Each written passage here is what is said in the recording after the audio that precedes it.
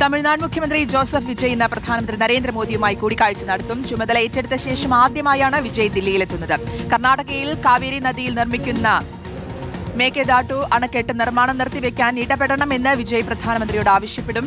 സംസ്ഥാന സർക്കാർ പദ്ധതികൾക്കായി കൂടുതൽ കേന്ദ്ര സഹായവും തേടും. ഉച്ചയ്ക്ക് ശേഷം വിജയ് കേന്ദ്ര ആഭ്യന്തരമന്ത്രി അമിത്ഷായെയും കാണും.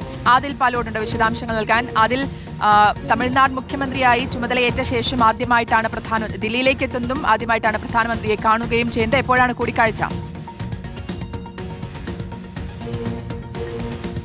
ഉച്ചയ്ക്ക് ശേഷമാണ് കൂടിക്കാഴ്ചകൾ നിശ്ചയിച്ചിരിക്കുന്നത്. 3 കൂടിക്കാഴ്ചകളാണ് ഇന്ന് പ്രധാനമായും ഉള്ളത്. ആദ്യം പ്രധാനമന്ത്രിയെ കാണും എന്നാണ് അറിയിച്ചിരിക്കുന്നത്. 12 മണിയോടുകൂടി തമിഴ്നാട് മുഖ്യമന്ത്രിയായി ചുമതലയേറ്റ ജോസഫ് വിജയ് ദില്ലിയിലെത്തും എന്നുള്ളതാണ്.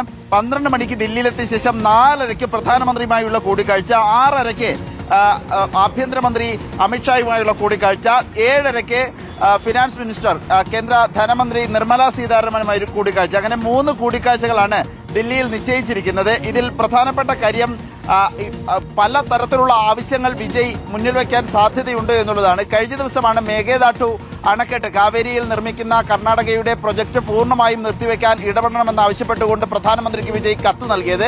ഈ ആവശ്യം കൂടിക്കാഴ്ചയിൽ ഉന്നയിക്കാനുള്ള സാധ്യതയുണ്ട്. ഒപ്പം തന്നെ സംസ്ഥാന സർക്കാരിന്റെ ഭാഗമായുള്ള വൻകിട പദ്ധതികൾക്ക് കൂടുതൽ സഹായം, കൂടുതൽ ഗ്രാന്റ് വേണം എന്ന ആവശ്യം കൂടിക്കാഴ്ചകളിൽ ഉന്നയിച്ചേക്കും എന്നുള്ളതാണ്. ഏതായാലും ഈ ആവശ്യങ്ങൾ ഉന്നയിക്കാനുള്ള യാത്ര വിജയ് നടത്തുന്നു. ഒരുപക്ഷെ CBI ചോദ്യം ചെയ്യലിനായാണ് ഇതിന് മുൻപ് വിജയ് ദില്ലിയിലെത്തിയതെങ്കിൽ ഇപ്പോൾ മുഖ്യമന്ത്രിയായി ചുമതലയേറ്റ് ഔദ്യോഗികമായി പ്രധാനമന്ത്രിയെയും ആഭ്യന്തരമന്ത്രിയെയും ധനമന്ത്രിയെയും കാണാനായി വിജയ് ദില്ലിയിൽ എത്തുകയാണ്. വീണ്ടും 12 മണിക്കാണ് ദില്ലിയിൽ വിജയ് വിമാനമിറങ്ങുക. ഓക്കെ, വ്യക്തമാണ്. ആദിൽ പാലോടാണ് വിശദാംശങ്ങൾ നൽകിയത്.